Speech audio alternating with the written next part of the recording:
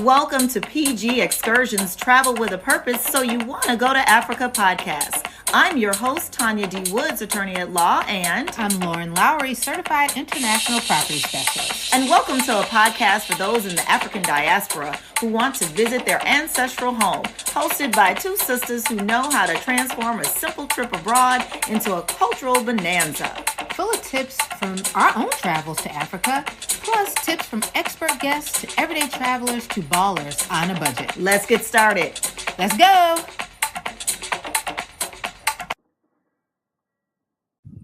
Well, hello again. It is Tanya Woods and Lauren Lowery with PG Excursions, Travel with a Purpose, and you're here today joining us for another installment of So You Want to Go to Africa.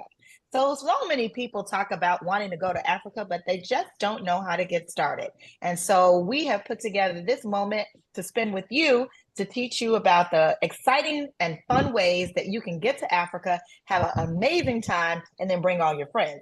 So today we have a fantastic guest joining us. Lauren, why don't you tell us about our guest?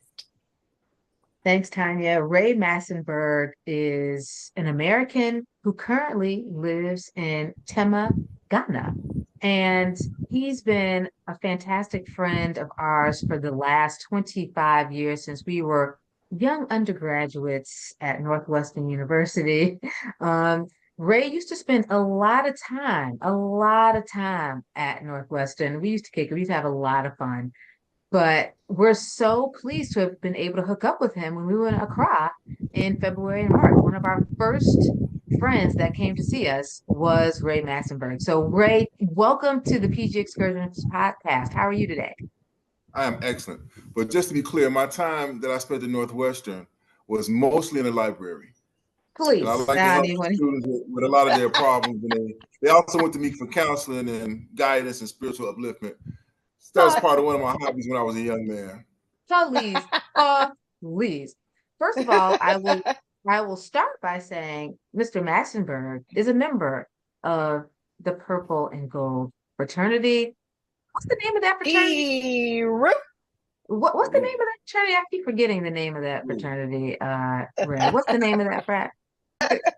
He is an Omega. He is an Omega. So trust me and believe that the library was the last stop on his. Oh, agenda. No. You're not going to get away with that.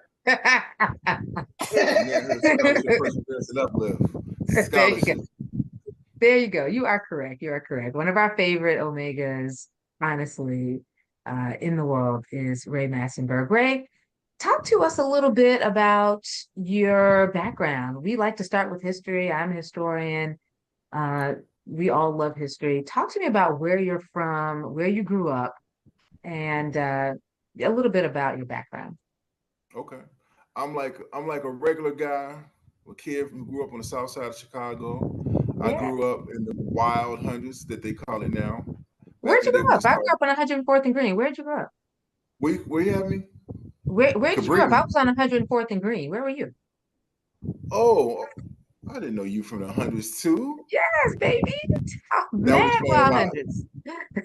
Yeah. I grew up on 113th and State. Okay, gotcha. Little St. Boulevard. We love a little Chicago. I got to represent for the West Side, though. So, you South Siders not going to take over the podcast. You got some West Side. You got the Catholic folks here, the St. Boulevard, the Trinity, the whatever, all of those other things. Absolutely. I'm a CPS girl. I don't know nothing about that. But so you're a South Sider. And where'd you go to college? I went to DePaul University. I graduated, then I got a couple of advanced degrees, and I wound up somehow in ministry for a while, and I took an early retirement, and God relocated me to continue my ministry here in Ghana. That is wonderful. So that's an interesting segue. Yeah. Yes. Go ahead, Lauren. Okay. No, we skipped a couple of steps in there, so I appreciate that. I want people to know that there's a little wind in the background because you are right now currently in Tema, Ghana. Show us a little bit of that view that's going on right there. Look at that, baby. Wow. Look at that's what it's like when you live in a dream. Yes. And for those of you that's a lagoon, and in the back you will see the Atlantic Ocean. Wow. Yeah, Tim is on the coast. Accra is somewhere inside of that, right? But that is fantastic. Tanya, yeah, tell us let me get about over Tim. here. Tema is more or less a twin city to Accra. Now, I'm going to show you something, but it requires you to have an imagination. Right here, as you can see, I'm on the coast. I am going to build, God willing, 9 monuments. Can you see 9 it? Right here. monuments. 9 monuments right here, all Okay. along this little coast right here. I'm going to build 9 monuments in honor of the Divine Nine over the course of the next couple of months. And so I will keep you posted as that project advances. We love that. We want to be there. And we will come for the dedication. We We will will be come there for for the that dedication. dedication. That is fantastic. That is And we will fantastic. bring Tanya, all the swords with us. That land over there is all virgin. Like there is this waterfront that nobody has yet. And so I cleared away some of the foliage in the front, and I had no idea what kind of view I had. So I'm very excited to be here. that is wonderful. That is wonderful. Wow. Ray, you know what I really want to hear about, because you talked about the three of us are all from Chicago, different parts of Chicago nonetheless. But I know about my upbringing. I didn't know anything about Africa other than what they decided to teach me in my history books, which wasn't a whole lot beyond the jungle and the slave trade. So I'm curious to know, when did you first become interested in traveling to Africa? Well, like a lot of African Americans, I spent time like in the Caribbean, and I had anticipated having an early retirement somewhere in the DR or Colombia or Panama. Okay, right? okay. And so I was hanging out one night with a fraternity brother of mine and a clergy friend of mine, and I told It them sounds like the beginning to a joke, Ray. A bra, a clergy, and a friend all walk into a bar. Oh, that's so funny. We were actually at the View, right on 22nd Street. Of course. Another famous Chicago haunt for those of you who are not from the Chi. So that was not too long ago. So this is recent. So what year was that? No, it was 2019. 2019. Wow. The year of return. Yes. Okay. Okay. So it was somewhere around April, and I was telling them my plans on retiring early and going to the Caribbean somewhere. And the one brother said, "Oh, you should go to Ghana. Your money will go a lot further." I'll tell you how naive I was. I was so naive. I was like, "Do they speak English there?" He looked at me sideways. He's like, "Of course they do." Okay. Wow. That's okay though. You are humble enough to admit this. Right. That's a good question though. It's not like an absurd question. I mean, seriously, there's tons of languages in Africa. And you are an educated man, and nonetheless, that was a question that came to your mind. Continue. Right. I feel like the world changed in a lot of African American consciousness at 2019, before the year return and after. It seems like a lot of people went and told about their experiences, and I went. So let me tell you this. My friend, I love you, but he was not a good host, because I said, whenever you go, I'm gonna go with you. He didn't invite me, right? So I just kind of like, I'm going, right? And I just showed up and went to his house. And he was the kind of guy who would go to bed early. He wouldn't take me anywhere. I remember I was out once. He was like, "Oh, you need to be back to my house about 10 o'clock." I'm like, 10 o'clock? Oh my God. Now, friends, Ray is not the kind that you're going to have to your house that's going to stay in. So, what he is dropping down as far as his experience with his friend was a no bueno. Exactly. Ray is not a homebody at all. No, especially on vacation. Are you kidding me? Right. And yeah, that was the challenge, because I wanted to see the city, the nightlife. Yes. Yeah. Now, luckily for me, I have fraternity brothers that I hooked up. Kwab Asamoah, who has custom. You met Kwab. He makes suits. He makes a lot of Greek paraphernalia, custom looks. So I hooked up with him, and just so happened they came when the international headquarters were dedicating a borehole. That's a well, right? Yes. So this chapter, led by Jonathan I don't want to mess his name up, but it sounds like a Samoa. Jojo. Okay. It's a boy here named Jojo who does. He has a company called Water for Life, and they do boreholes all around Ghana with Omega Psi 5, right? And they do it Okay, with that's what's other. up. He does it with other Black Greek organizations and everything. And so it just so happened I came, and they were like, "Oh, on Saturday we were having a dedication, and you got to get the dashiki that we're all wearing." I'm like, "Hey, I'll get it." So I got the dashiki and I showed up, and I told the bros my situation. They're like, "Man, you got to come back. You have to come Nice. back." He's like, "Yeah, you need to hang out with the bros and not your clergy brother." So, Right. so by I the end of love the it. year, right after Christmas. I came right after Christmas for In New Year's. 2019.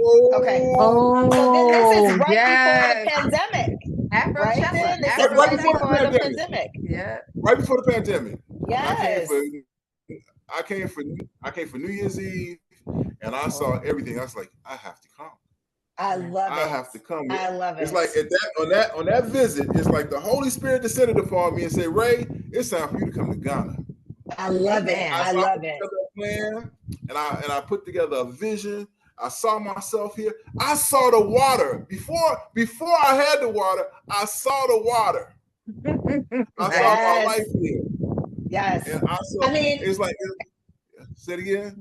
no, I'm saying that's so exciting. Your excitement is infectious, and I'm thinking about as you're telling us about your first trip, which wasn't all that long ago, and Yeah. those early, memories. You are painting a picture for us right now, and anybody who's listening of what that felt like, and to come back and to be immersed in all of that to the point that you're like, I got to come back and I got to live.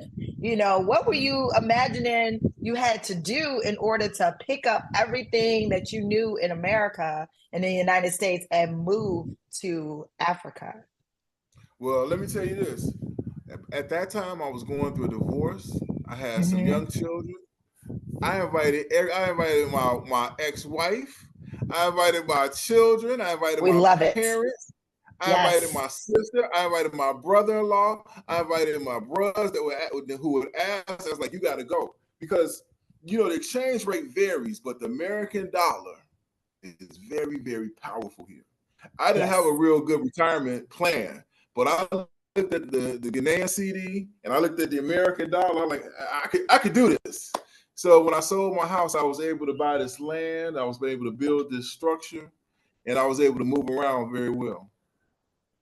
That's fantastic. The whole thing is like you've gone through so many steps here that really, you're sort of fast forwarding, and we actually need to go back a little bit. So you decided at what point? So you said you came. At what point did you said I'm actually going to stop everything, which is ask, and just move? So what? I mean, you said you're going through a divorce. You did, and then you started asking questions. But what said? Okay, not just going to visit and come back and forth. I'm actually going to move there.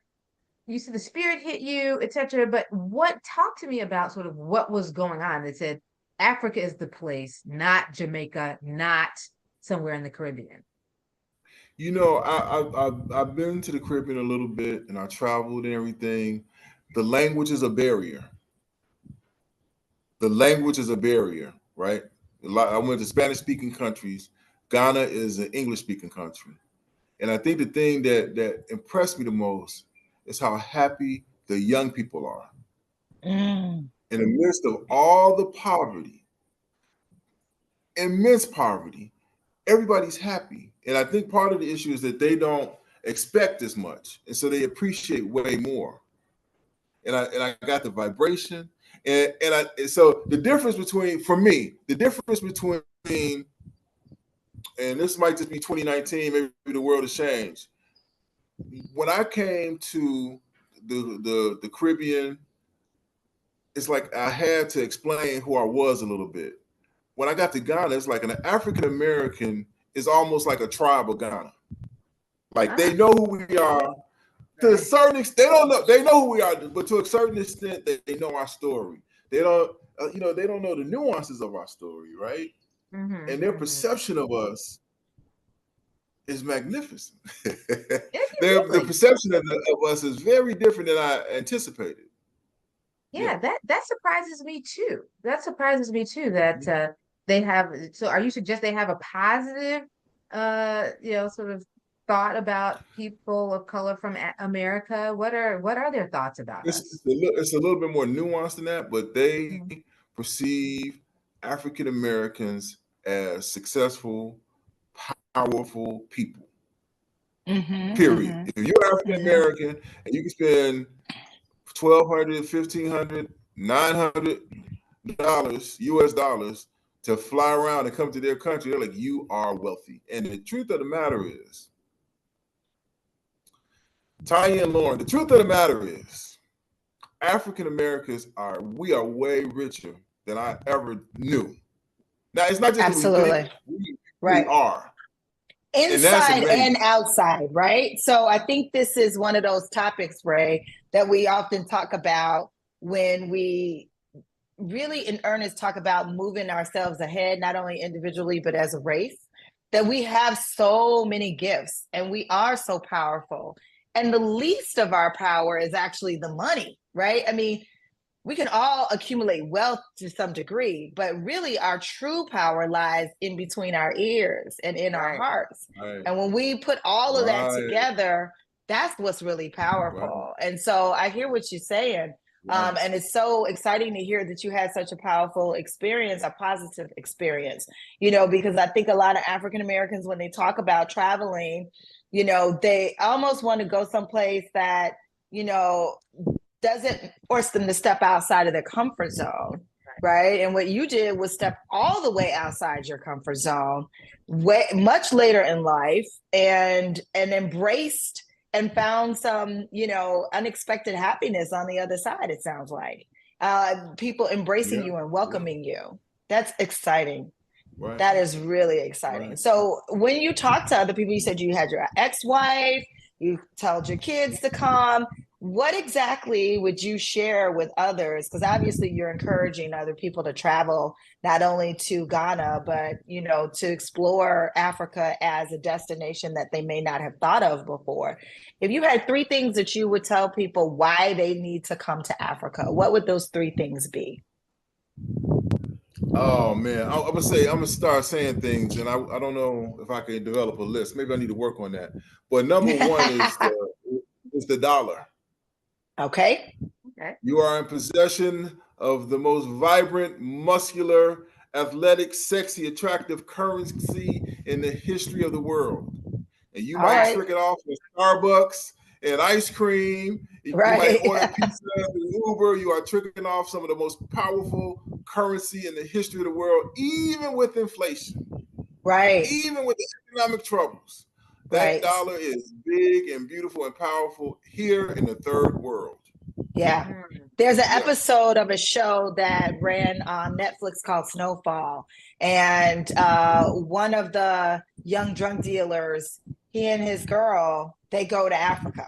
And they end up, it blows their mind as far as a way of life that's different from the one that they knew, right? The one that they thought, the only one that they knew, which was, South Central in LA, living that street life. And they come back and their mind is blown and like, we're out here on this street hustling for coins, slinging dope. We can go there, live an honest, legal, moral, and ethical life and get more for the dollar, right? So it's not just an option for maybe those who are college educated, who are professionals. It's an option for all of us, essentially, is what you're saying, economically, a viable economic choice for all of us. So preach on that. Tell us what else. So the dollar. The weather. Yes. Weather. Yes. It is the peace. So I shared with you all earlier that I went back to Chicago a few weeks ago because my father passed and we had his funeral. And we're so sorry for your loss, Ray. Well, thank you very much. And I did not realize how peaceful this place was till I went back to Chicago. Yeah, hey man, that's a word. This place is so beautiful and so soft. It will make you soft. I'm walking around like la la la, and I can just feel that. Oh, he has a gun at his waist kind of energy. You know what I mean? Everybody Chicago, you know, people are mad. I was in Mariano's. People are mad. You said a word. Angry. I was in Mariano's on 39th Street. And I was like walking around like la la la. And I heard some curse words. Hey man, slow your power Yes. speed. And I'm looking at this guy like, and I'm like, is he about to shoot this guy? Does he even know this guy? And he was like on the edge, like he was just had it up to here. Yeah. We don't have that in Ghana. What you say? Everybody here is kind of relaxed. You know? The other night I was out and we were driving through, going from one side of town to the other at a stop sign in the hood, and you heard the familiar sounds of people arguing and cussing at each other, you know, just speaking all sorts of degrading words of one another. And I thought to myself, you know, that's when you know you have moved from one space to another. And that's not to say that the words themselves, it's the power that we put behind the words and how we treat each other instead of lifting each other up, right? You know, because conflict is going to happen, but how you handle conflict. But it's the visual you just created, Ray, about, you know, imagining, does this brother have a gun? You know, how do I now have to change my countenance and how I'm walking around in the streets in my own neighborhood, right? Yeah. You know, so the absence of that sounds refreshing. Tell us about one more thing. Give us one more thing before we move off of this. Okay. Why not good. Well, how can I say this? It's the cues. Oh Lord. Oh Lord. We have a chapter of cues, and the brothers here are remarkably successful and remarkably well connected. So for me personally, it made everything easy. We have homegrown African Ghanaian tree speaking cues. Yes, right? Yes. So the difference between me going there and somewhere like in Central America or the Caribbean is that I was able to buy this land through a bro named Felix, who organized everything. Now, buying land in a place like this is very nuanced. Yes, and you can't take anything for granted. After the ink is dry and everything, there's still stuff that Felix takes care of for me, right? Okay. And so I had that kind of relationship. Then another one is the person who designed my building and built it, who showed up every day to get this thing completed and is still helping me get my monuments and everything else completed is a cue. Right. And so I have them, and then I have their family networks. You see what I'm saying? I got boots on the ground in Ghana the way I couldn't have in another place. Go boots at that. Go boots, right? The strings. Yes. Now, see, if I had to put that all together, and you did a great job, even though you didn't think of that as being a list, but you talked about the strength of the economy and the dollar. You talked about the peace that's experiencing your environment, and you painted a picture of our physical environment as well as the intangible part of our environment. And then the last thing you talked about, which is really powerful, was community. And for you, that community started with your fraternity brothers, which, you know, I cannot stress enough how my sorority, so I know the love that you feel. There's not a space in my life that is not impacted by the amazing women of Alpha Kappa Alpha Sorority Incorporated. So you're talking about community, and however we create that, you created that with your fraternity brothers, but being able to, you know, have that sense of community, even in a foreign space, is so incredible. So I love that you were able to highlight for us, you know,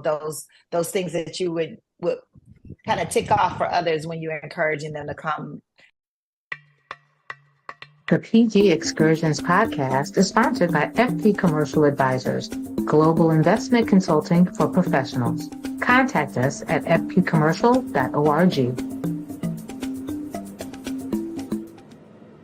Tell us a little bit about, you talked about Felix, your boy, right, who hooked you up with that land. So I know that Lauren and I and the folks who are listening are very interested in investing, not only for their own personal growth and improvement, but what does that look like, whether it be real estate, Maybe it's your, if you're a snowbird and you just want to have a place to go and get out of the cold from December to March. How would you, talk to us and kind of educate us about investing in real property in Africa? Yeah, what are the Well, nuances, pros and cons? Yep. well, I have a good survey. See, a survey in Ghana is, in Chicago, a survey is a formality. A survey in Ghana is a real thing. So I have a very good surveyor. And part of one of the nuances of Ghana is that you have to really thoroughly investigate and understand the land that you are buying. You gotta when you buy a raw land like I did, the first thing you got to do is get a wall up. I have a sister of mine, a friend from Chicago, who bought some land just to the, let's say that's the north, let's say that's the south of me, Okay. and so we just coming out the rainy season, and her first goal, her first job is to get her wall up to demarcate that it occurs and nobody else's, right? Without that, you might have some conflict or some people claiming ownership, right? So the ownership of the land is a con, right? So there are the land will be owned by the chief, right? And the chief exists in a family. So there's a chief, but he has a family, and that family has some rights to that land too. So when you go through and you buy your land, you got to make sure that this chief signs off on it. And so when anybody from his family comes, you can say, listen, this is what I have from the chief with his name on it. I've been to his palace and I talked to him. So something like that is not anything you would ever have to deal with in America, right?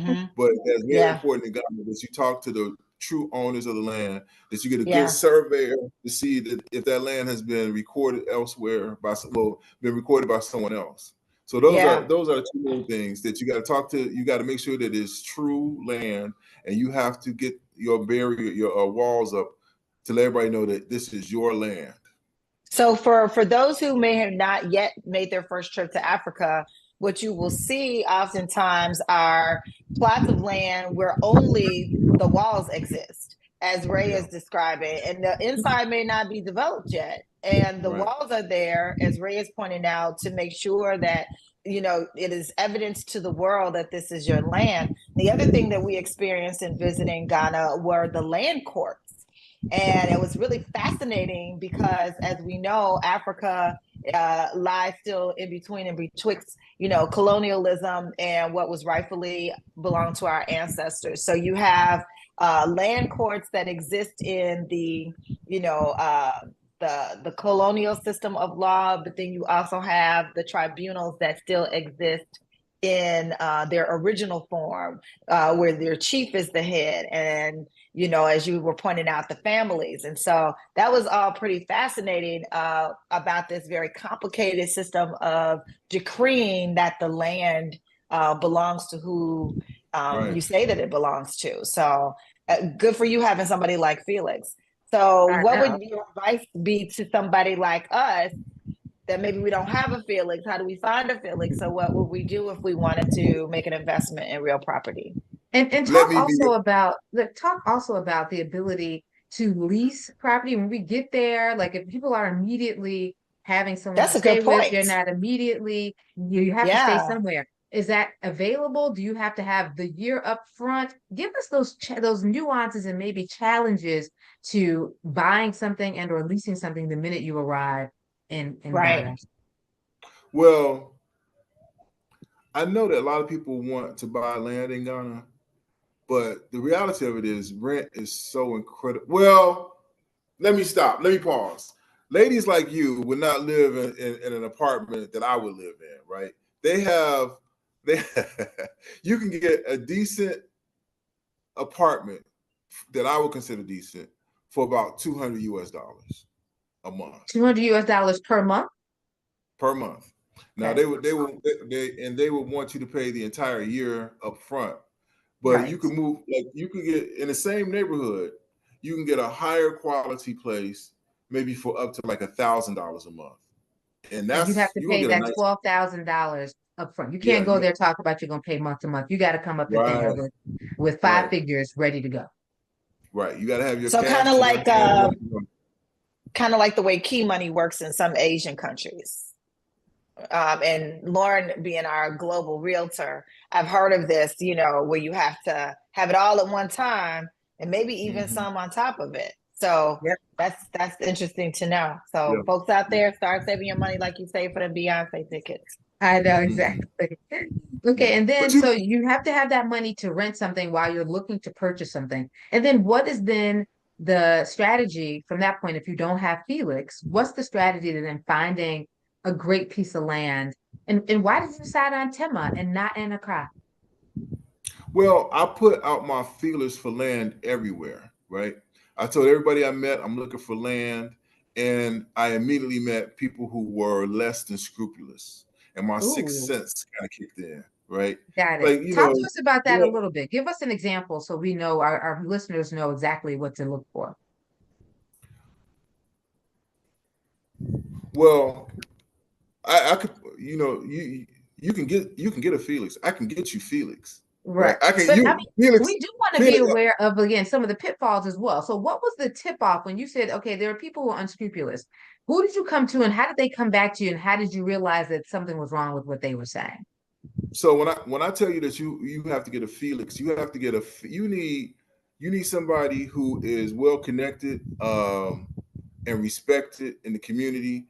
And you also need to know somebody who knows how to check land records, right? And there is a way that Felix and or Padi, who is my surveyor, will go into the community and begin to talk to the locals about who owns this land, right? Before you go to the courts, you got to talk to the people, right? And you can always find out who the chief is, and they know how to talk to the chief about the veracity of the land. But I met a guy who had. So I'm in Tema, right? And right across the river, right across my lagoon is an area called Prom Prom. And I'm closer to Accra. This place was further than Accra. And there was a guy who was building houses for some of my fraternity brothers.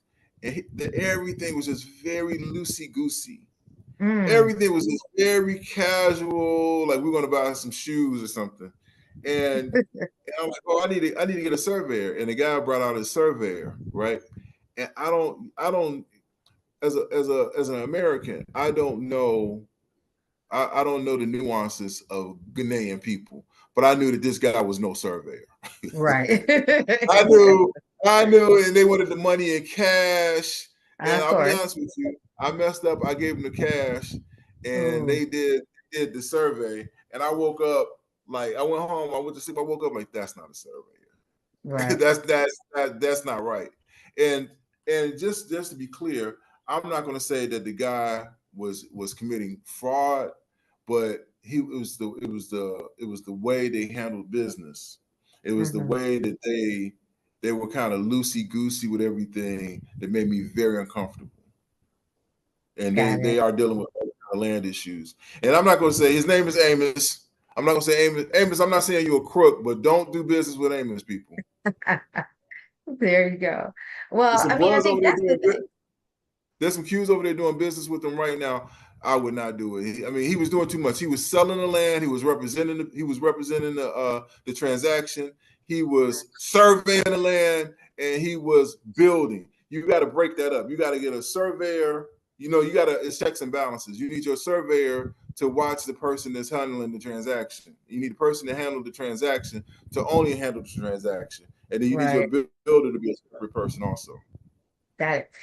Was there legal counsel? Did you have anyone drawing up contracts for these different purchases and these different things that were happening? No. So, and I reached out to an attorney. Ghana's different. Ghana is really about the relationship with the chief, and has the land been submitted, right?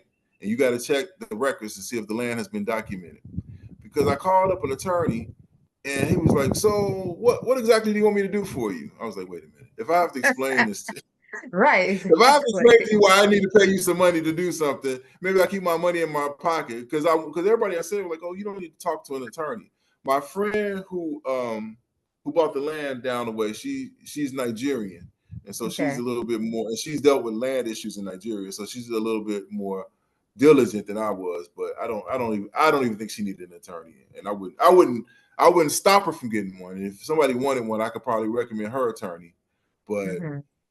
I You wouldn't. didn't need it. That's good. Well, that is Here, wonderful. here, here, let me just say this too. As an American, it's very easy for us to think that the government has everything kind of under control to a certain extent. In Ghana, the government is not that powerful. And it's hard for me to say, like, people don't expect the government to do much, and the government doesn't do much. Like, Mhm. the one thing that I don't like about Ghana is the roads. Right. The taxes are incredibly low.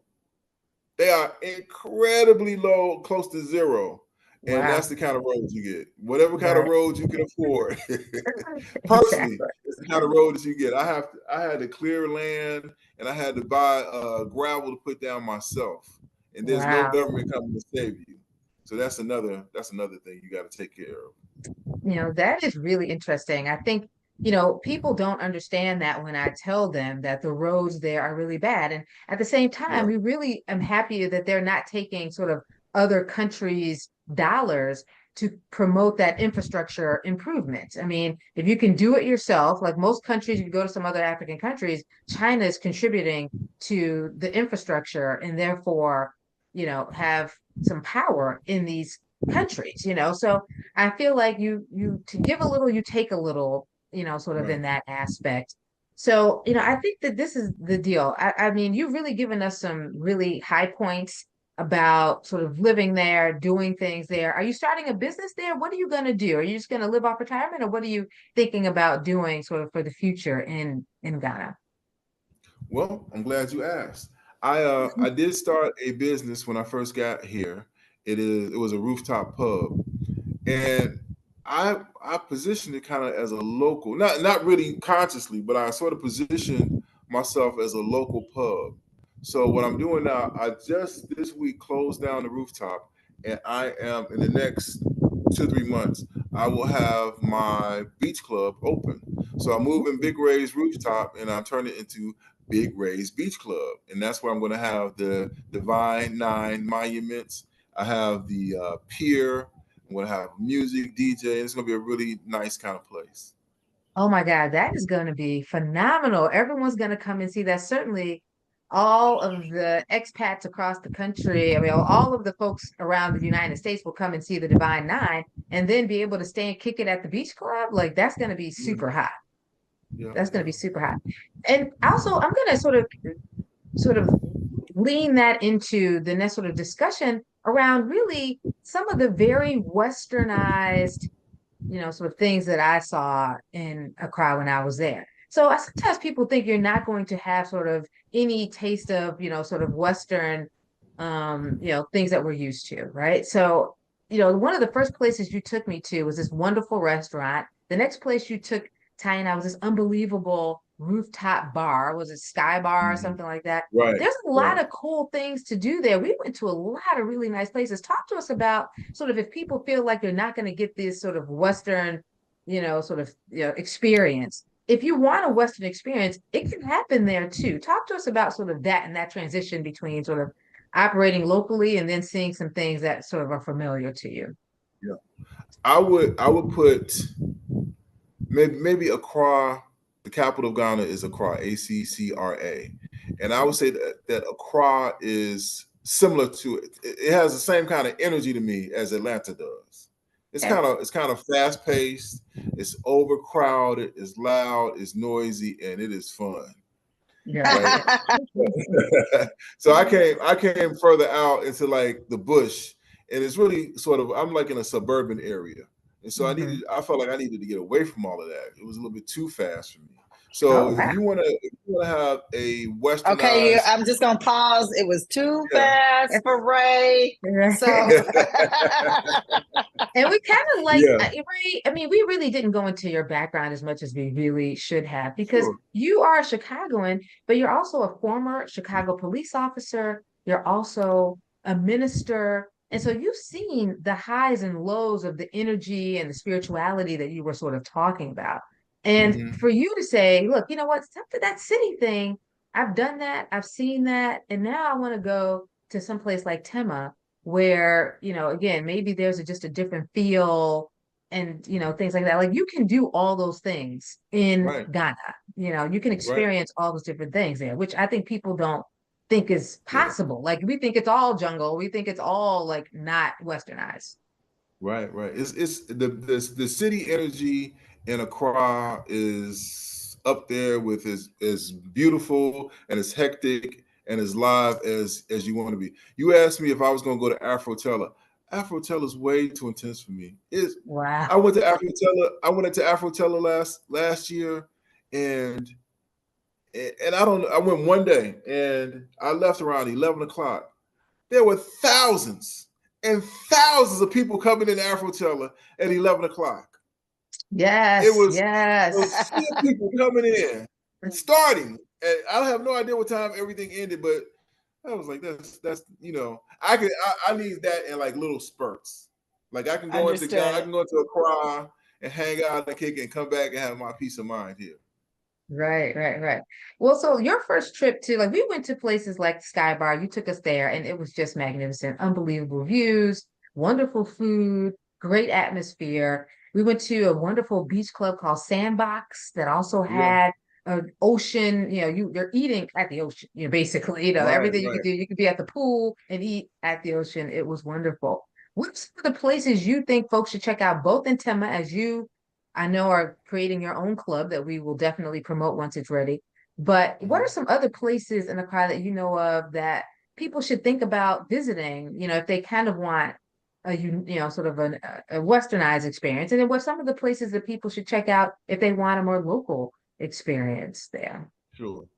I would say now, I've been here and I haven't been out very much in the past year, but when I do go out, we find ourselves at a place called Bloom Bar. Hmm. Um, Okay. What community is uh, that in? Do you remember the neighborhood name that is in? I'm going to say, okay, so when I go to Accra, I don't know my way around very well. There are two neighborhoods that I think everything happens in. And if they're not in these neighborhoods, they're adjacent. So Osu is the tourist bubble. Okay. That's where they have all the stuff for all the tourists who come in. It's like a Rush Street in Chicago in the 80s, Mm, 80s and 90s. It's like Rush Street Nice. in the 80s and 90s. Osu is, right? There are people on Okay. the street. There are shops open late. There's Mm. karaoke. There's everything. And Mm. there'll be a wide array of clubs that you can go to uh, in um, in Osu. And the thing is, there are a lot of places that I go, but there are a lot of places that I don't go. And and you got to remember their crowd is black. These are black people, so it's mm-hmm. live everywhere. Right. It's on. It's blacker than Atlanta. It's blacker than Atlanta. How about that? It's Exactly. There you go. so I just know the places that the sort of groove that I got into with my fraternity brothers when I went out. Mhm. So it would be Bloom Bar. It would be uh, uh, Shisha Lounge. It would be and then like in that area, and there's also a place where they do karaoke. I don't have my Okay. list of all the places, but they're all and also they're all in the same kind of place. There's a place called the Garage that is closer to East Lagon, and East Okay. Osu Legon. is We heard a lot about that. We heard a lot like about development in East Legon. uh-huh. East Lagon is more like uptown. It's more like uptown. It's more like the older Ghanaian money kind of area, like the Ghanaian elite live in that area. And there are nice clubs there that I've gone to also. Nice. Mhm. Very Great nice. information. Great information there. We'll put more information in the show notes for folks so we can, link some of these places so when folks Okay. go, they can check them out almost immediately. Well, we don't want to suck up any more of your time. We really appreciate you spending some time with Tanya and This I. is the highlight of his day. We aren't sucking up his Oh, time. for sure. Anytime a bro gets to hang out with the Soares AK is a good day. You said it best. We can't wait for Big Ray's Beach Club to pop off. We want to be there. You heard it here first. When do you think that's all going to jump off? And the monuments, give us the timeline you're thinking about or hoping for. Well, this is December. So, in Ghana, people will say, oh, it'll be done real soon. But that means they 6 don't months. Mean real soon. Right, yeah. Right, no, right. no. I have the land. I have the concrete. I have everything. So my goal is to have it done in 2 months. So sometime around mid-February, and maybe in March, the grand opening. That's pretty fast, right? That's really fast. Yeah. So to be clear with you, I have the contractors here coming in on a daily basis to work on other things. So the monuments will definitely be done in 2 months. Well, for our friends that may not be able to make it in person, I hope that you have some live streaming of the event with the dedication. I hope that you are able to reach out to our leadership in each of the Divine Nine organizations so that they are aware of this amazing erection of monuments that is taking place in honor of all of our founders, so that we can all celebrate, participate, educate, uplift. We are so excited to have had this time with you, Ray, and thank you so much for being so vulnerable, so open, and so humble, educating, dropping pearls of wisdom with us today. We are so excited about coming back so we can catch up on the Beach Club, and now Afrocello we know is now known as Afrofuturism. So for those who are trying to check out Future, you don't want to get in any kind of legal trouble over here now. So anybody who wants to check out future iterations of that fantastic festival, look for Afrofuturism on your using your favorite browser. So, Ray, thank you again. We hope to have you on again on our PG Excursions Travel with a Purpose. So You Want to Go to Africa podcast series. Thanks again, Ray. Thanks again, Ray. And everyone, please check us out, pgexcursions.com, and subscribe, share, follow us on all of our social media and pgexcursions.net. Thanks again, guys. Thanks for listening to the PG Excursions podcast. Please remember, subscribe at pgexcursions.net.